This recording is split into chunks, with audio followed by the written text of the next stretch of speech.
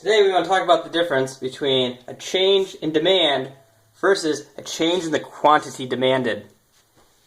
The easiest way to do this is start off by talking about our burrito market. If we start at P1 and then the price were to lower to P2, we would move along the demand curve. Notice this is holding everything else constant. The only thing changing is price.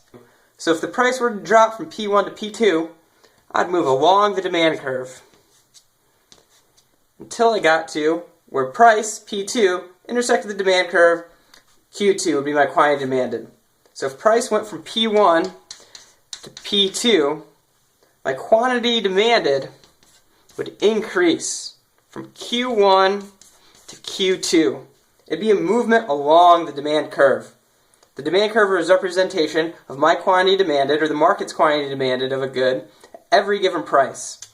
So if we start talking about demands, or things that might shift the demand curve, we're talking about things other than price. And there's a couple of reasons this might happen. Change in the number of consumers in the market, change in expectations, change in taste and preferences. Right? There's a couple of reasons why we might shift the demand curve, but none of them have to do with price. Price is held constant when we're shifting the demand curve. So for example, I found out that burritos cured cancer, and everyone else in the world found out about this phenomenon as well. What would we expect to happen? The demand curve for burritos would shift to the right. At every given price, people would demand more burritos. So at P1, instead of demanding Q1, quantity demanded would go to Q3. This would be because of a shift in the curve. And notice we haven't changed price. We've changed something other than price. The same holds for P2.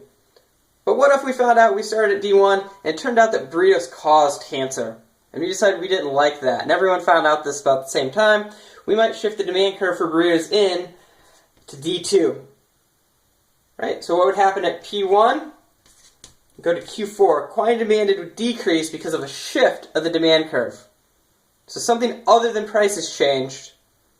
And we've lowered the quantity demand of the good because we've shifted the demand curve. Notice, price hasn't changed in this story. Quantity demanded story, a change in price is a movement along the curve.